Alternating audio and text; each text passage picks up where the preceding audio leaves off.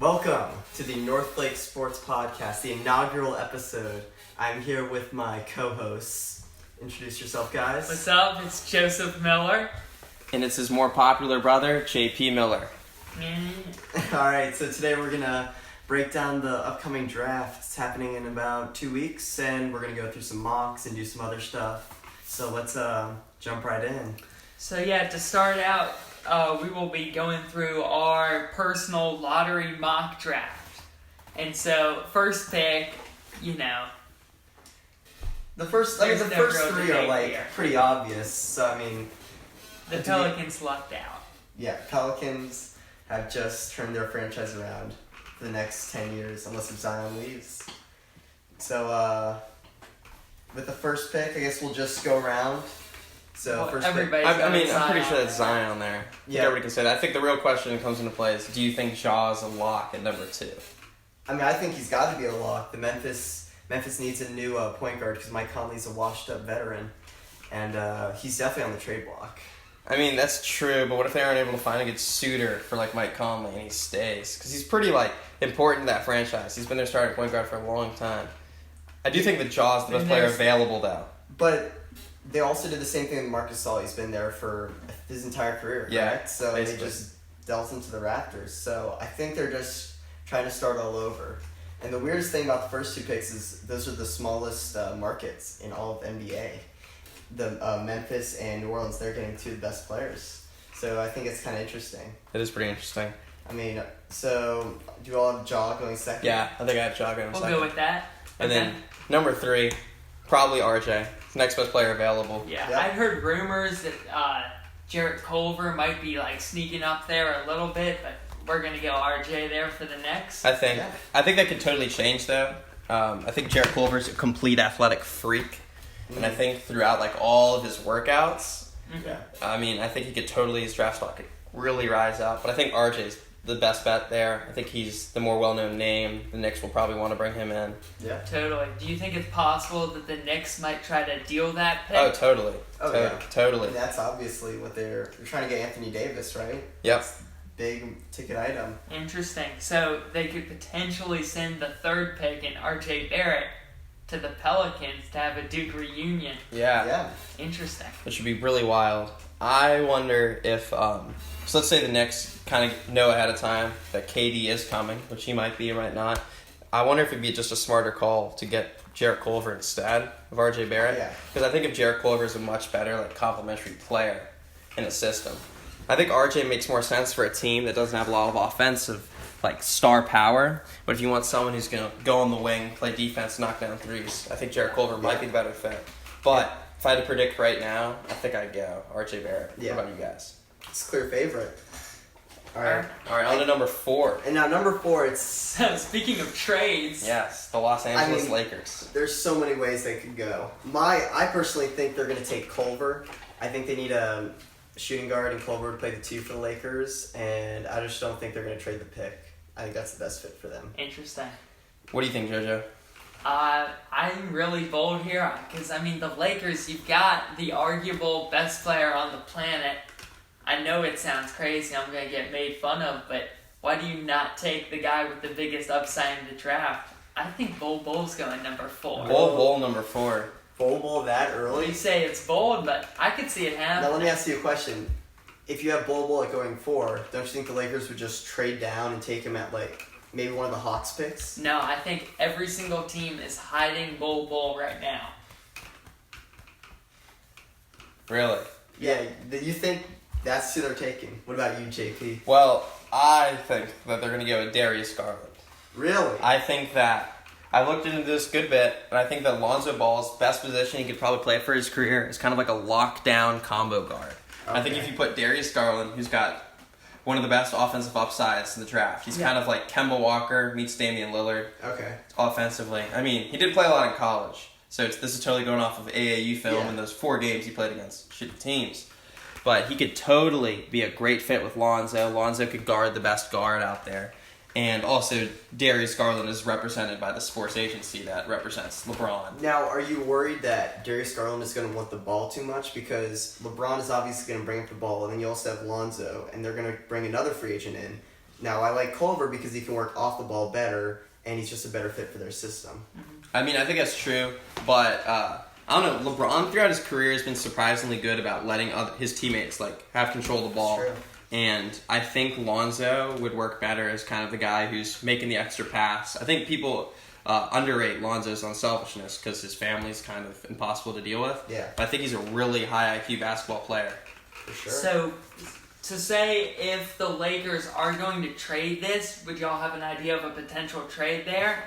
I mean, I think the best trade for them is to trade with the Pelicans. I mean, that's the only thing that really makes sense because they're obviously going to make some splashes in free agency. Obviously, looking at Klay Thompson, possibly Kemba Walker, and others. But I just don't see them trading the pick. I think they want to kind of have some young guys around the veterans to keep them, I don't know, alive and active. Smart, yeah, I agree. Should we move on to who'd we go there with 4? Did we reach a decision? I think number 4 is kind of a split decision here. I think we got 3 you different could players. just say it's one of the Culver, Garland, Bol Hunter Bol. type. Or Bol. Jared with the Bol I prediction. think we should, for the sake of the mock, we should just Settle go on ahead one and player. say that it's going to be Jarrett Culver. Okay. at Yeah. 4. I think I could totally see Jarrett Culver, even though Darius Garland would be a better pick. Yeah. But I sometimes agree. franchises don't make the better pick. All right, number 5. It's Cleveland. So I think Cleveland is going to take DeAndre Hunter from Virginia. I feel like DeAndre Hunter has a lot of bust potential, and that's something the Cavs would do. I don't know, I just feel like he kind of fits their system, I would say, but I just don't see him taking Garland because they already have Sexton, but Yeah. I don't know, I just feel like DeAndre Hunter's the way they're going to go. I think the way it's looking now, I think Reddish is going to be their pick. Yeah, I can see that too. I think if you would have said that 2 months ago, you would have been called an idiot because Reddish was pretty terrible in college. But I think people have kind of forgotten how bad he was since they're just watching all of these workouts where he's 6'8", massive wingspan, he can shoot the ball, he's athletic. I mean, he just looks the part of an NBA star wing. You know, the interesting thing I found about Reddish is, because he's obviously playing alongside 2 of your top 3 draft picks in his single season at Duke, I decided to look into the stat line of when he was playing during Zion Williams' injury.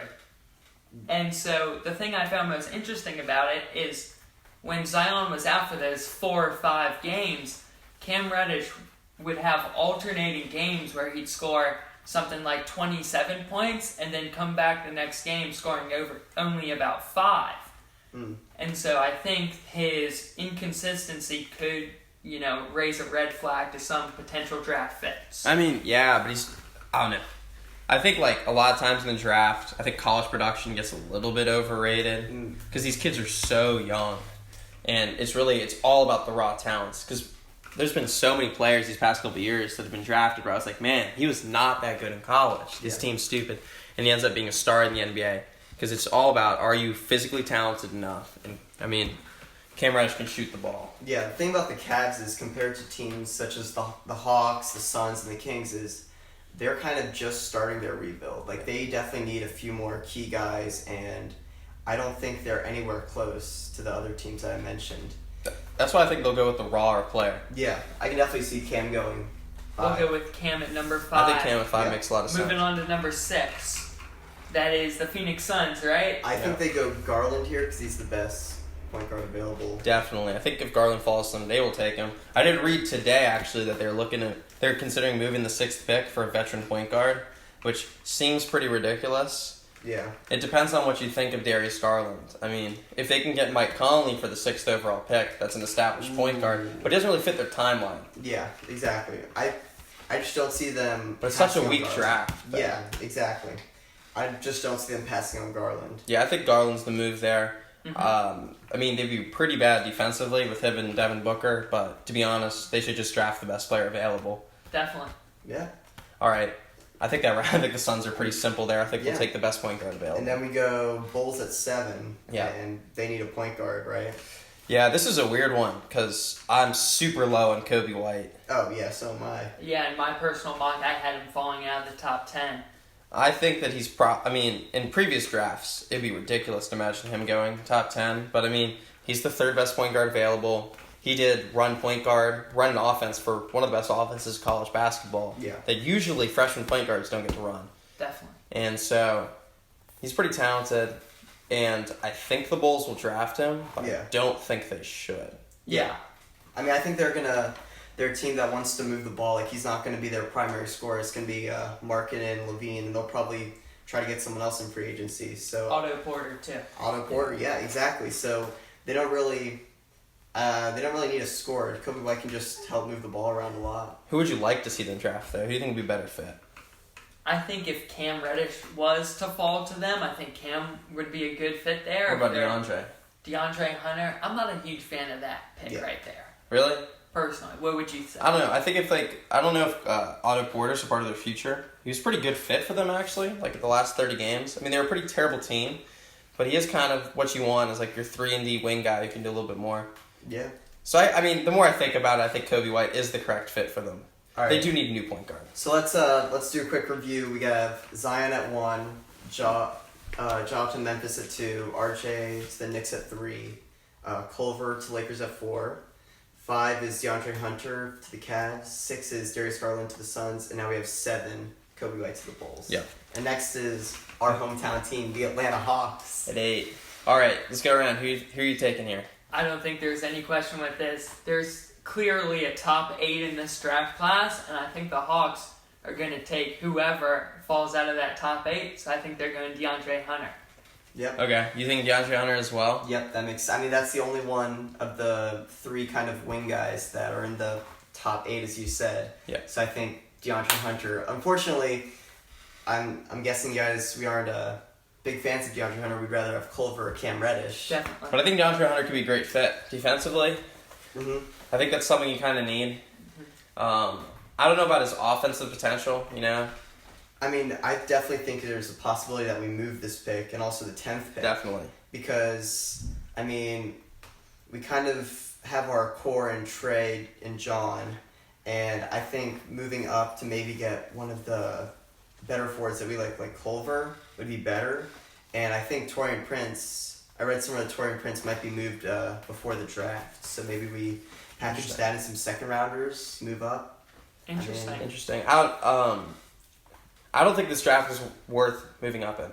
I think there's like a clear top 2, and then the rest of it is just kind of like a weak draft. Definitely. I think it'd be a mistake to move 8 and 10 for 3, because I think there's a strong possibility that a player taken at 10 could be better than the player taken at 3. Yeah. Like every single player is the red flags. So you say you don't want to trade up. Would you look into potential trade down options? Yeah, I mean, for sure that would make sense. But the thing is, we have 3 second-round picks, and I don't think there's any way in the world where we actually take 5 guys. 'Cause Yeah, our team's Schlink already said that he won't actually probably draft 5 players. Yeah, exactly. Although one could be a draft and stash. All right, so I think 8 definitely. Hunter. Yeah. DeAndre Hunter. Mm-hmm. And All then 9 is the Wizards. This is interesting because they Yeah. got a ton of holes on the roster. They do. Um, One of the worst- I personally think that they're gonna go with Sekou. Okay, yeah. I really like Sekou's game. I think he could be anything really offensively. As like he could be a 3, he could be a 4. I even think he could play a little small ball 5. Although he really hasn't demonstrated that much. I think if he got stronger, he could. Definitely. I mean, really, to be honest, there's not a ton of like highlights out on him. But in that one game I did watch, where he dropped like 33, he looked Amazing. pretty special offensively. Yeah. And I mean, player comps are bad, but he does kind of play like a less athletic version of Pascal Siakam. Yeah. Are Wall and Beal, or one of them, are they free agents? No, they're both locked up for a Okay. really long Wall time. has arguably the worst contract in the NBA right now. Yeah. Yeah, he's on the Supermax, and Beal's on a max contract as The thing well. is, the Wizards are kind of stuck in this weird middle where they have these 2 guys who are kind of like All-stars. Yeah, I mean, they're all-star level guys, but they're just not playing well together. So, I have no idea who they're gonna take. I personally think that they're gonna go Nasir Little here, because I just have a weird feeling that they like Nasir Little and that he can play good with them, good with Wall and Beal, and I mean that's pretty much it. Interesting. I mean, as soon as you get past the top 8, it's just whoever you like the most. It's just taking the best available at that point. I think that they'd go more with a power forward. I think that's a bigger hole. Definitely. Because they did take Troy Brown last year. He wasn't that good this year, but he was pretty raw coming out of Oregon. I think a lot of people expected him not to be that good. I still think he is their small forward, probably of the future. Totally. So I think Sekou. What do you think, Joseph? I think it's also. I agree. It's going to be Sekou. I think, and I'm really starting to like this prospect. He's starting to show the ability to step back and knock it down behind the 3-point stripe. Mm-hmm. And I believe that it'd be a good overall fit for the Wizards, and hopefully to help move forward their rebuild. Yeah, totally. So let's go Sekou. Sekou at 9. So then 10, back to the Hawks. So this is interesting because right here, this is either a trade or us taking a big guy, right? Yeah. Well, maybe. I think the possibility of drafting 2 wings could also be in play because you can I don't never like have it. enough wings. You can never have enough wings. On That NBA gives it, we already have Torian and I guess Kent a little bit. So would you say that we trade one or both of those guys? I think it's completely possible, but I mean, I could see us keeping both those guys. Yeah. You know what I'd like to see at this pick? I've got a proposal for a trade here. Okay. I think the Hawks should send the 10th pick, and maybe a couple other small assets to Orlando for the 16th pick and Mo Bamba. Really? Really? Yeah. I don't know if the Magic are ready to give up on Mo Bamba yet. It's really just rare one that guy. you see. It's really rare that you see a player get traded. Although I think that'd be a really fun fit in the front court. And he's Mo and Trey? Mo Bamba was the 5th pick, right? They're not going to give Yeah. up on the top 5 pick that easily. So who do you think? Let's say no trades here. Who do you think the Atlanta Hawks are picking? I think Jackson Hayes. I mean, I hate him. I think Bol has more potential, and I think Jackson Hayes is kind of like the conservative play, but the way he's kind of a rim protector. He doesn't get a lot of rebounds, which worries me because John Collins is more of like a small 4, so I really want us to get more of a presence down low, like maybe making a splash in free agency, but the 10th pick, I just see us going with Jackson Hayes. It just makes too much sense to me. I think that Jackson Hayes. I finally figured out why people are so high on Jackson Hayes. It's because he's just a late bloomer. Yeah. And a lot of times, late bloomers have great success. Anthony Davis was a late bloomer. Carl He Anthony was, Towns, late bloomer. It's these guys that really are kind of new to the sport of basketball. And really, he's so raw. Like, to be honest, he's not that good at basketball. He's just Definitely not. big. And it's Yeah. weird to He's think about got the drafting a athletic guy. tools. Yeah, it's weird to think about drafting a guy who's just not particularly good at basketball. Kind of like Cam Reddish. Mm.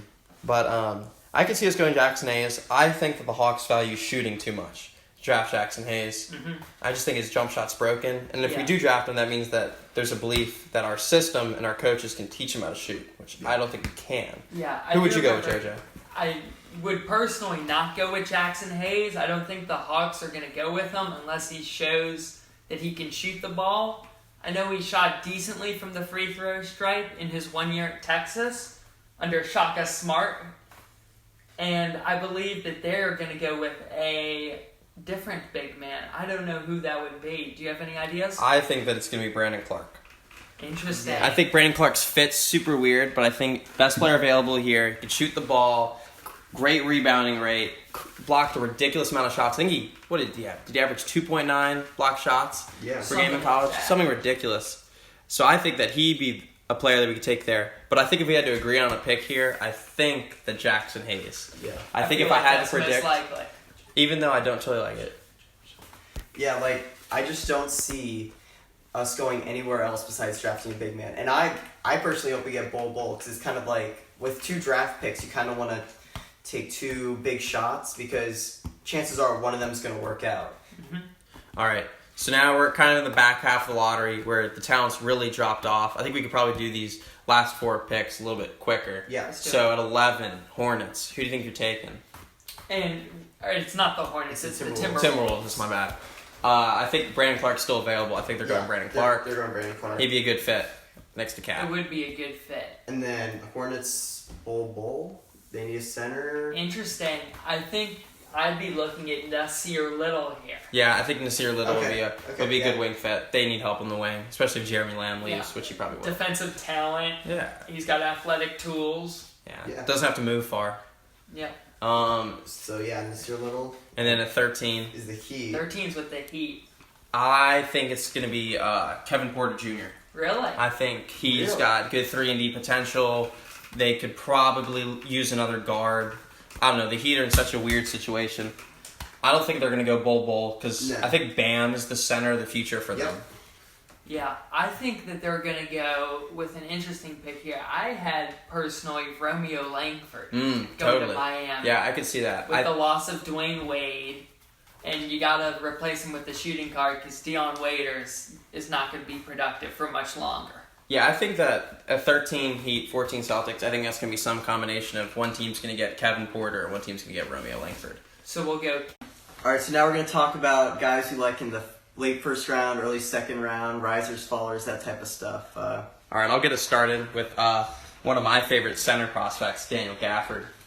I think Gafford is more talented and had a better college career than Jackson Hayes, and I think it's a little ridiculous that Jackson Hayes is seen as the better prospect, although I do understand it, as we discussed earlier, as him being a kind of late bloomer.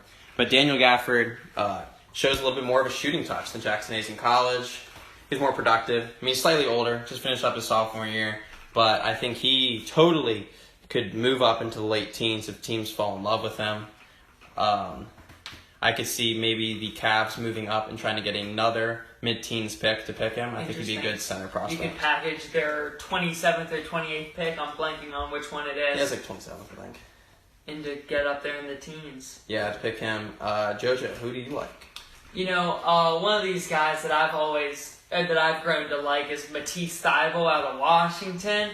I think his talent on the defensive end could draw interest from teams in the early 20s. He played in the Washington 2-3 zone, primarily at the top, I know. He showed great ability to steal the ball and block shots, averaging 2 steals and 2 blocks a game. Have you noticed anything about him? Yeah, one stat that I saw on Twitter pretty recently was every 9 possessions at Washington, he got a steal or a block. Wow. Which is absolutely ridiculous that he's capable of doing that. And I think a player that's that much of a disruptor on that side is worth spending a first-round pick on. Definitely. What do you see as potential fits for him? Like Potential teams? fits, a team that would need another guard to add to their repertoire. No teams are coming to my mind right now. Noah, anything? I can see the I mean, like, Trailblazers, but maybe the Spurs need him. I mean, that seems like a good fit. I mean, one guy that I like is Tyler Harrow from Kentucky. You know, he lacks the length in shooting, but he knows how to shoot. He's a knockdown shooter, plug-and-play type guy. He knows how to work in a system like he did in Kentucky. And I think most teams need more shooters, and it could definitely work for teams. I have him falling to the Thunder at 21 because he could definitely start for them at the 2 over Robertson. So, he also can get a shot off quicker with that tiny wingspan. yeah. Exactly. That helps. I think another player who's going to rise up, and is kind of rising up right now, a college teammate of Tyler Harris is PJ Washington. Yes. Extremely productive in college. He's a tweener. That's the only reason why people are afraid of picking him. But I think he actually could play the NBA small forward position. He's 6'8", so he could be kind of a combo forward wing type guy. But he developed an outside jump shot in one offseason coming from his freshman year to his sophomore year. He did. And he's pretty impressive. I think his low post game could also be utilized against smaller wing types. And I could see him potentially being taken at the 12, 13, 14 range. Yeah. Definitely. I think especially since the draft, the guards around that area, Kevin Porter Jr., Romeo Langford, there's a lot of question marks about them. Why not take a safe player in PJ Washington? Yeah. The late first round, it's all about drafting the best player, and especially in positionless basketball, there's as soon as whoever you like, that's who you're going to take, and at PJ Washington, as you mentioned, is definitely a good fit for whoever team might take him. I mean, who do you think he's going to fall to? That's a great question. I could see the Spurs taking pick on him, and I could see teams. I could even see the Timberwolves even taking him as early as 11. I've even considered the Hawks taking him at 10 Really? to move out of that. Yeah, I think he's special offensively, good team defender, and he could be a 3-and-D wing, or he could also be a terrible combo forward in the NBA. I think A lot of question marks. I can see PJ going to the Pacers. Yeah, it'd be a I feel really like good fit. feel like that's the way that Nate McMillan likes to run his offense. He Mhm. likes grinders, people who obviously play positionless basketball, like what's his name? Blanking on his name. The white guy. DeMontis Sabonis. DeMontis Sabonis. Definitely. And I think Thaddeus Young's also a free Yeah. agent, so they do need a power forward. Exactly. Another late first round guy that I'm super high on is Jalen McDaniels. Really. Yeah. Yes, San Diego State. Yes. He looks just like Jonathan Isaac. He does. He's built the same way, same hair, but their play styles, same hair, but their play styles are actually a little bit different. I think Jalen can do a lot more with the ball in his hands and is a better shooter. He's not quite as special defensively as Jonathan Isaac, doesn't have the instincts. But man, a player who's 6'10", he can play on the wing, is quite special. I know he's got some legal troubles. Does he? He does. He got in trouble for some stuff in high school, so that's a little questionable. So immaturity is kind of in question for him. But I could totally see a team falling in love with that like physical mold that he's in, because he is a specimen. Definitely. And I could see a team taking him in the 20s. He's been mocked all around though. I've seen him falling to like 40. Yeah. I've seen him going as high as like 20, 21. He has been on the rise recently. Yeah, I think workouts are definitely going to help him a lot because he's 6'10". He can shoot the ball, man, and play the wing. That's special.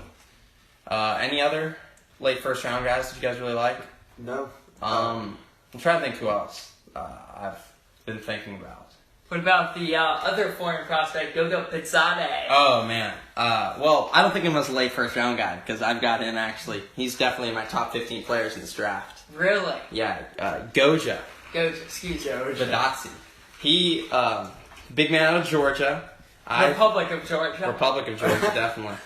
He, I think he could be a Yusuf Nurkic type player in the NBA with more stretchability. From the highlights I've watched, he's a great pick and roll player. He can finish around the rim. He's surprisingly athletic. He's got a nice stroke too. I think he'll be ready to shoot threes when he comes into the NBA. So now we're gonna finish up our episode with talking about teams that maybe want to trade up or trade down. Who do you guys think are? If you had to pick a team to trade up, you had to pick a team to trade down. Who are you going with? Start with you, JP. Trade up and trade down. I think trade down would be the Hawks at 10. Yeah. I think with the draft being kind of a top 8 draft, I could totally see the Hawks taking that 10th pick Totally. and moving down. Who do you think? I think you're right about that Hawks pick. I think it'd take a special team to really fall in love with whoever would be left at 10. Mm-hmm. Because, the top 8 are gone. There is no super raw but talented player left. Mm-hmm. And I think that would be likely. I could see teams such as the Lakers moving down from number 4. Oh, yeah. I think that's likely. I've seen that mocked all around. I don't think... Well, they probably won't move down. They'll probably just trade the pick altogether, though. True, yes. Yeah. I think they probably wouldn't get another pick in the first round if they did that. You got any other teams that you think might trade up, trade down? I think the Wizards are definitely going to trade down. They definitely need more guys, more young guys. They kind of need to blow everything up. They need to start completely over. I mean, not necessarily start completely over, but John Wall and Bradley Beal isn't working anymore, and they kind of need to just start all over. And then a team that I think is going to trade up is possibly the Celtics. Maybe might crash the top 5. They have a lot of assets. They Interesting. could totally do it. But I think those assets are probably in play to get Anthony Davis. But That's if they true. strike out on that, you could totally see them moving up. Because they don't have a need to bring in that many rookie players. Yeah. All right. I think that'll do it. Yeah, I think that's pretty good draft coverage there. Yeah, I think that's going to do it for the first episode of Northlake Sports Podcast.